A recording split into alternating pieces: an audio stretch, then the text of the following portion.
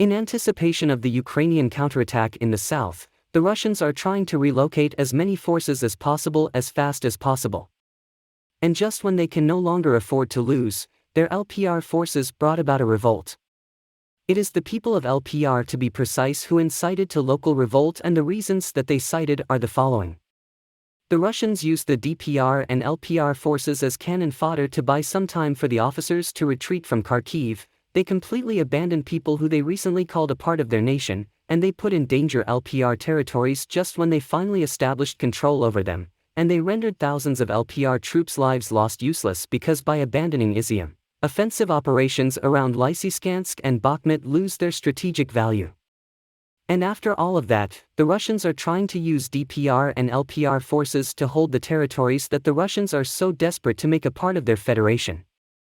That is why people went to the streets, stopped the cars with LPR forces, and said that they will not allow their husbands and sons to die for someone else's interests.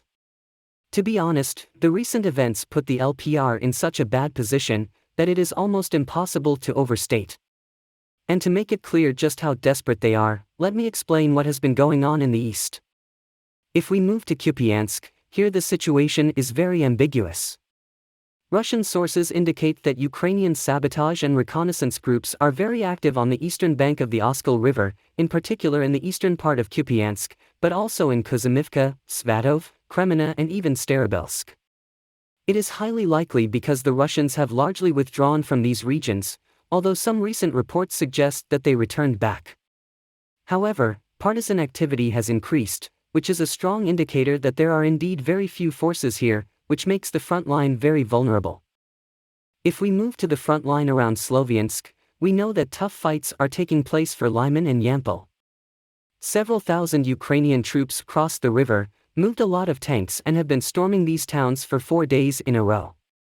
Some reports suggest that the intensity of these attacks has decreased because the LPR forces received reinforcement and the Ukrainians understood that their attack failed. However, the decrease in the attack may also signal that the Ukrainians here are just waiting until the second front will be opened, because it has been confirmed recently that the Ukrainians are also developing their success on the northern bank of the river and recently took Svaitohurst. This will allow them to also attack Lyman from the north, so I would not be too certain that the battle for Lyman is over. When it comes to the Siversk-Solder-Bakhmut line, the Ukrainians seem to be attacking around Siversk and defending around Bakhmut. When it comes to Soldar, the Russians are still fighting in the factory Nov and did not manage to gain a lot of ground. They were also unable so far to take a very important village in between Soldar and Bakhmut that is the key to their advancement. However, they did achieve notable success to the south of Bakhmut. They established full control over Kodyma, and reportedly several small villages nearby, so they finally created the perfect conditions for slicing the Donbass group in half. However, as I alluded to previously, this operation has lost its strategic value after the Russians lost Izyum, because the goal was to strike in the heart of the Donbass group from two sides, which right now is impossible, and leaves only one option: take the whole Donbass in front. The front line here has not moved too much over the last 6 months. With the current state of matters, it is pointless to expect to crush it anywhere in the future.